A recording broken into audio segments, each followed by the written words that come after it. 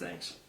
I've had a lot of people over the last 15 years, as I've grown and expanded and diversified into different areas, warn me and try to prevent me and tell me not to do the things that I'm doing. But I believed stubbornly that I could. And that served me well. And I'm not saying that somebody should chase 50 rabbits because you won't be able to catch one. That's right. That's right. So remember, like the portfolio I have now of companies is over the last 15 years. I didn't start all of those 15 years ago. I started one. And I got it in a system, something that would work well for me. So a recommended book would be E-Myth, E-Myth Revisited by Gerber, to teach entrepreneurs how to build systems instead of to be the system, right? Right. So those are some things that allow me to actually scale and develop into different companies. And so what do I do today? There's a couple different things come to mind when it comes to calendaring. One is I take ownership of my schedule. Nobody else owns my schedule.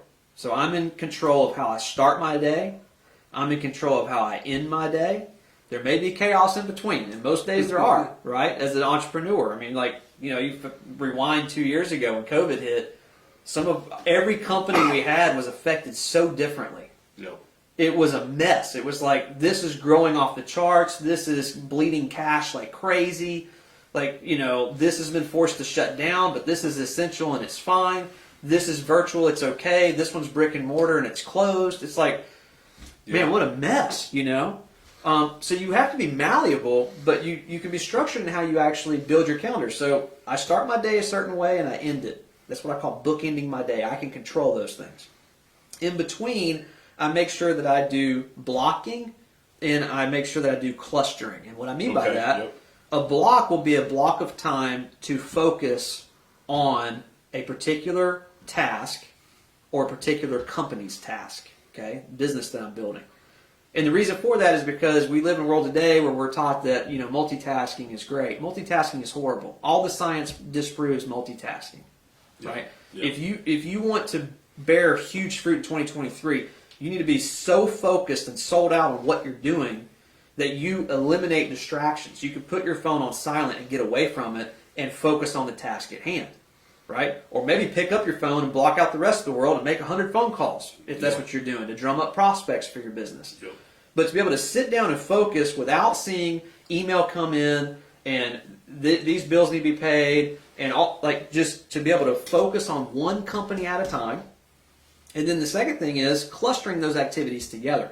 So instead of shotgunning my agenda with so many different things, like I decided before this podcast today that I would focus on my strategic life design business before and after this podcast. So it's all clustered together. Gotcha. So I didn't have to get up and think about strategic life this morning. I already put it in my calendar. Hey, I'm going to be talking on Tim's podcast. I want to deliver amazing value to the audience. I'm going to put some time in my calendar. I'm trying my best. I'm going to put in my calendar some time before the podcast to just think, what do people need to hear so I can deliver value? The reason I did that and clustered it together is so I didn't have to think about it this morning. It was already in my agenda yesterday, placed before this podcast meeting today, and I knew I had that time to be able to think about this before I just walked in the studio. So that's how I cluster things together and block them so I can think about one business at one time and execute. And the last thing is a concept I call dying on the vine. And for me, this is very painful because I'm an OCD person. I want to do it all. I want to do it with excellence, and I want to do it right the first time. That's just how I roll. It's how I'm wired, which is a blessing and a curse, right? But for me, every single day as an entrepreneur, I wake up, and there's 1,000 things that hit me. We call it the whirlwind, right? Yeah. The whirlwind hits me, and a lot of them are in my control to affect, potentially, right? But they're not all the important things I need to focus on. There's a big difference between urgent and important. Yep. And it is very difficult for me to do, and I'm getting better, right? But it's difficult for me to look at the things that come across my way that need to be handled and be able to discern that is urgent, but it's not as important as these things. These things are going to move the needle. These I'm going to have to let die on the vine. And it's painful because you literally watch them die. Like you have some tasks that you could have been a part of that were important, but they weren't as important as the main thing. And I think one of the biggest productivity tips is figuring out what is the main thing. Time with my wife is a main thing. Time with my 1-year-old son is a main thing. Time for me to go to the gym is a main thing. Every day there's a million things I could put in those places, but I refuse because they're not the main thing. They may be important. And there's some people I'm probably not going to be able to call back today. I'll have to call back tomorrow. And they may be mad at me, but that's okay. That's right. And it's tough. That's great. And that was kind of leading into my next question. So you may have already answered it, but talk to us around some of that discipline you have around health, family, business. Sure. So, I'm not so rigid on like what times a day I work out. Every day, for me, it's totally different. It's based on location and my schedule. I have to be malleable enough to move things around because that's just the world we live in, right? But if I could, I would have everything just lined up in my calendar and everything would work perfect. That's just not the way that the world works.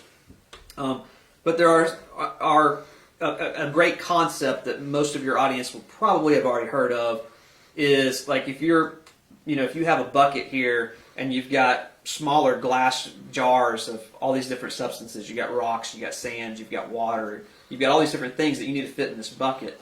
Well, if you were to take the sand and then the little pebbles and then the water and then the rocks and try to pour them into the bucket, it wouldn't fit.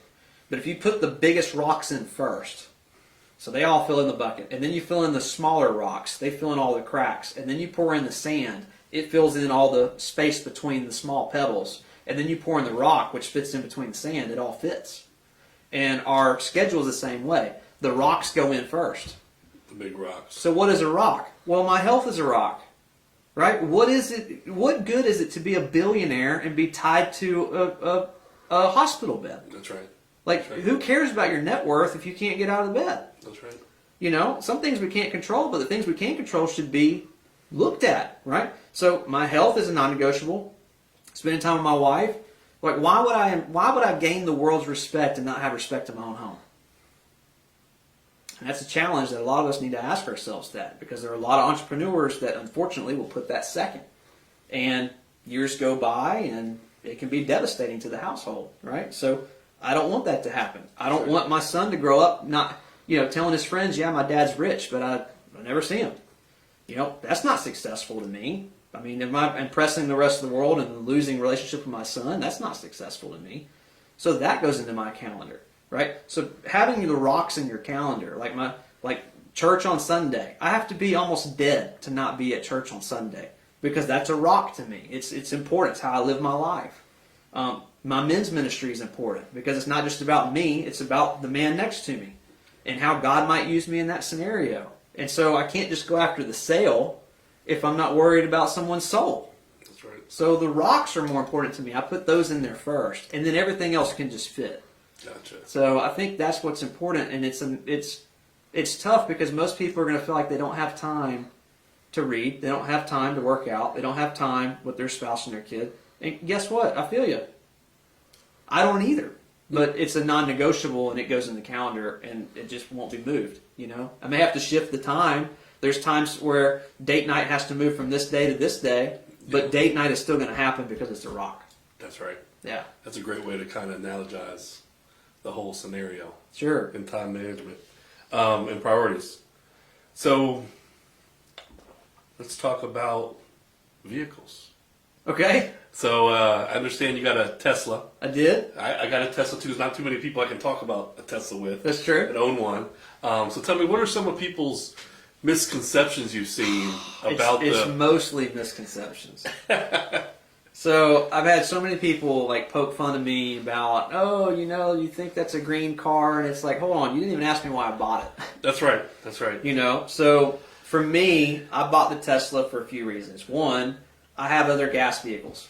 Yeah. So it's not the only vehicle I've got. We have several vehicles that operate on something other than a battery. Second of all, most of my daily commute around, prospects and going to the gym and doing the things that I do are less than 200 miles a day. Rarely do I travel further than that. Third of all, high safety rating. Safest car on the road. Yeah. Number 3, or number 4, wherever we're at. Because of that, it's cheap on insurance. I mean, I don't know if yours blew your mind, but when they told me the premium, I'm like, I forget what it was, but I just remember it was way cheaper than what I thought on insurance. For how fast it goes. Yes. The other reason I got the truck is because I had a Dodge Ram EcoDiesel, and I already have another pickup truck that's been in the family since 1986. So Oh wow, I got tired of paying diesel, and I'm like, this can go towards a Tesla. nice. That, and then it's stupid fast, as you know. Yeah, I mean, it'll break your neck. It's so fast. I mean, you hit the pedal, and it's going. that's right. So they're a lot of fun. They're cool. They're kind of match my style of just being try to be innovative and cutting edge. So I think they're neat. But yeah, a lot of misconceptions are, oh, you're trying to go green. No, I know building the battery in that car is extremely toxic. That's right. Right. So we may not be putting fuel in it, but the actual building the car's toxic process is what I'm come to understand with the batteries. Definitely not an expert on that, but I didn't buy it because I was going green. Yeah. Although I'm not saying people shouldn't go green when they can. I think that's awesome, but that's not why I bought it. That's right. That's right. But I love it. As far as like long trips, what's the longest trip you've made in it? 600 miles. Nice. How was it? Oh, it was great. Yeah. And because of the way I structured my schedule, it was easy to see where I was going to stop for superchargers, and that's where I planned either Zoom meetings or stop and get lunch. And then if you're by a supercharger, literally, I mean, I don't know about your experience, but for me, I'll plug in my car, go to the restaurant, come back, car's charged. Like it's ready to roll. It makes the drive, a long drive, I think, more relaxing. Because before, I'd be rushing into a gas station and want to hurry up and get out, or debating should I stop at a rest area to use the restroom, or where should I go to the restaurant? And it's like, okay, your trip is already planned out. Every supercharger, you got to chill out for 15 minutes at least. So it's just more relaxing for me. And the Tesla tells you all that, as you know. Like, it'll tell you where you should stop, how long you should be there. So you don't have to figure out, oh, man, where am I going to go charge my car? Or I wonder how far I can make it. Like, it maps everything out. You put in your destination, it tells you where to stop, which is really cool. That's right. Tell me about the other vehicle. Which one? The van. Oh, the RV. The RV, Okay. yeah. So for years, I've always wanted a camper van. And this past year was my wife and I's 10-year anniversary. Oh, nice. And so I was trying to feel like thank you. She's not really into things, and I'm big into experiences. So I was trying to think, like, what are we going to do? And we have a 1-year-old, right? So it's like, well, what are we going to do? And I thought, well, this is perfect. I'm going to buy the camper van that I've been wanting. So I, found one finally. It was in Indianapolis, Indiana, and flew up there and bought it and drove it back home. Wow. And it's amazing. I mean, it's 21, 22 feet long. It'll fit in a normal parking spot.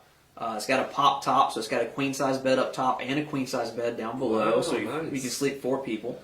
It's got a dual liquid propane burning stove, Okay. which lasts forever. It's got a full shower and a bathroom in there. Wow. I mean, it's got everything that you need. Nice. You can just park anywhere and you're set. Absolutely. So we put a pack and play on the bottom bed. That's where my son stays. But the cool thing is when he gets older, it's almost going to be like a tree house up top. He's going to love it up there, and then Julia and I will sleep at the bottom. Nice. So it'll be cool. Nice. That's awesome. So I understand you got an Airbnb. I do. Tell me about it. So last a year and a half ago, we moved. We bought a house on 23 acres and kind of started a small homestead farm, Nice. which is That's one of my where you got goals. the farm animals? Yes, Nice. absolutely. Not to go off track, but what kind of animals do you have? We have Jacob sheep, quail, and rabbit Wow. Cool. Nice. so far. Nice. In a greenhouse, and we're starting an in-ground garden and have some plans to expand into some different animals, so it'll be fun. Awesome. But it's been great. It's been a lot of work, but it's been peaceful work. Oh, I bet. So when we moved, we decided to turn our house in Silver Hill, Alabama, into an Airbnb. Great way to get your first investment property. Absolutely. Instead of buying one, paying 20% down, buy a new homestead, put down probably 3 or 5% Right. at a great interest rate, and Yes. retain your original property. So Boom. go ahead. Absolutely. And the thing has cash flowed like crazy. It stays Wow. slammed. Really? I mean, it stays booked up. I bet. So where are people coming from? Everywhere. I've tried for the first 6 months, I tried to pattern everything and figure out like where the bulk of these people and all ages, all different reasons. We've had people come in for military parties, funerals, reunions, conferences. I had family come in for a dog show. I had one lady who was a big executive for Buc-ee's that flew in for 2 weeks working there. I've had people that wanted to stay close to the beach but not pay beach prices. Some people that flew into Mobile for business, but their family wanted to go to the beach, so they wanted to stay in between. Okay. There's just no pattern. There's just no pattern. They're all over. And do you run it yourself? Do you have somebody that runs it for you? I've got it automated using a bunch of different services where it probably takes me 2 hours a month to manage. Wow, that's awesome. So the rest of it's auto all set up the cleaning, everything. everything. Everything. Wow, So if someone books it right now while we're on this podcast, it will notify my cleaner. If she doesn't accept it in 24 hours, it notifies 2 additional cleaners. And if they don't accept the cleaning job, then it notifies me and says, "Hey, you got a problem." That's right. never happened. So we've had it rented out since November of last year, so just over a year. We've never had a cleaning issue. The only thing I have to do for the landscaper is tell them when to start and stop as far as the season change. Gotcha. Hey, I want you to start taking care of it. Just swing by when it needs something. Just do it and send me the bill. Nice. And then I've got the front door that programs when a new person books it, so they have their own unique code to get in. All that's automated. All the messaging to people and check in, check out, checking on them to see how they're doing, recommendations about restaurants and things around. All that's automated on That's Touch awesome. It. So the only time I'm notified is if there's a problem. Okay, good. So that turned into a nice little investment property for Man, you. it's been awesome. I mean, Yeah. it cash flows like crazy. That's cool. That's cool. In That's Little great. Silver Hill. I mean, for those that may be watching that aren't familiar with the area, Silver Hill is not a metropolitan area. You wouldn't think So- it'd be a prime Yes. Airbnb, but that's huge. And by the way, the important part about that, almost everybody with no real estate experience, investing experience, told me don't do it. So what did I do? I went to a guy who has 10 Airbnb properties and I asked him. Yeah. It goes back to what I said earlier. The biggest shortcut's find somebody who's been there, done that, still doing it. Yeah. And get in their head. And they will give you the shortcut. They know the path to take. They all know all the paths not to take. And one cool thing that we did, I took them to lunch, because remember I told you just serve them, right? Yeah. Took them to lunch. I showed up prepared. I had 2 pages of questions written out. The first one was all on the things that I should do. The second page was every way to screw this up. So, the first one was like, how do you get 5-star reviews? And, everything in here. Like, what, but the next page was, what's your number one complaint? What's the number one way to get the worst reviews ever? Like, what are some mistakes on getting people to book? And I left there with it was like a master plan. It was seamless because I got to use somebody else's brain, all his strengths, weaknesses, things he did right, things he did wrong, gave me the roadmap to the cheat sheet. Yeah. All I did was implement what I was taught from somebody who's been there, done that, still doing it. And we were Superhost within 2 months. That's awesome. And we've maintained Superhost for over a year. Wow. And it's not because I'm so smart, it's because I knew somebody who's been there, done that, still doing it. That's right. That's right. And there's, like you said, there's so many people that tell you don't do it, but they've never done it themselves. So they how don't can know. they give you that advice? Sure. Yeah. Well, and when that really stuck with me was somebody who was like, so you want a rental property where you have to fix leaky toilets, and I'm like, how often does your toilet break down? Like, is that an every week thing for you? That's not very often that you have a toilet issue. So a rental property is not going to be that often either. No, that's exactly right. But good stuff, yeah. Get the advice from the people that know what they're doing. Take them leaps and bounds and those jumps forward. So one of the things when I saw you speak at the Baldwin Realtors, you had a slide where you talked about productivity and doubling a penny every day for 30 days. You speak on that for a minute? Sure. Yeah, so if you double a penny every single day for 30 days, it's over $1 million. It's actually several $1 million if you do it for 31 days, right? If you double a penny every other day, it's like $130. And it just shows a visual demonstration of the power of consistency. It's not what you decide to do, it's what you decide to do daily. That compounds over time, that's going to get you where you want to go. And that's the same thing with health, it's the same thing with finance, it's the same thing with prospecting. A lot of people in business, they will do more activity when they feel like it and less when they don't because they're their own boss. And, being your own boss is a great thing, right? I'm all about freedom and entrepreneurship. I'm passionate about it. But also you have to realize that the man or the woman in the mirror is the boss. And if you don't perform, the boss will fire you. That's And right. a lot of people will fire themselves unexpectedly because now they went from an employee to being self-employed and they feel like, oh, well, I'm in control of the schedule now. Yeah, that means that when you don't feel like working, you still have to. Still got to show up. Yeah, I mean, at least for a period of time until there's a system in place and, you've got some capital reserves and all the things that make you feel like, You got ample time to take off, but it's like getting a plane off the ground. I mean, you can't just be here for a moment. I mean, if you were to take a bag of popcorn and put it in the microwave and start, stop, you would never have popcorn. But if you just put it in there and turn it on and let it stay consistent for a minute to 2 minutes, depending on your microwave, you'll have a full bag of popcorn. But the start-stop stuff is never going to create a bag of popcorn. You'll be there 10 years later, starting, stopping, and never have the first kernel will pop. And, that's the power of consistency for us in our everyday lives is, hey, what am I going to commit to?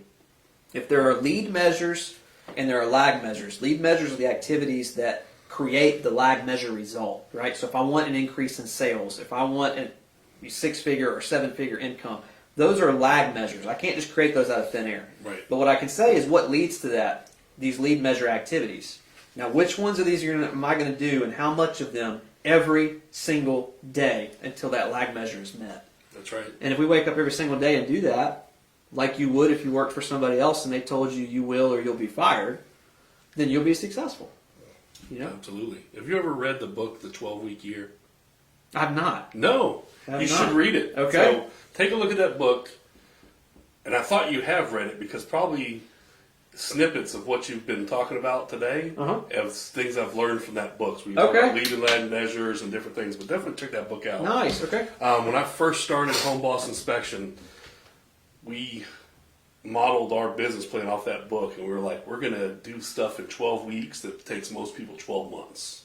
Nice. And we drove our business through the roof. So great book. Definitely check it out. I'm a fan. I will read it. Cool. So a couple things next week.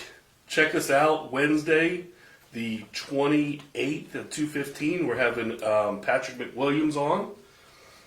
Couple shout outs.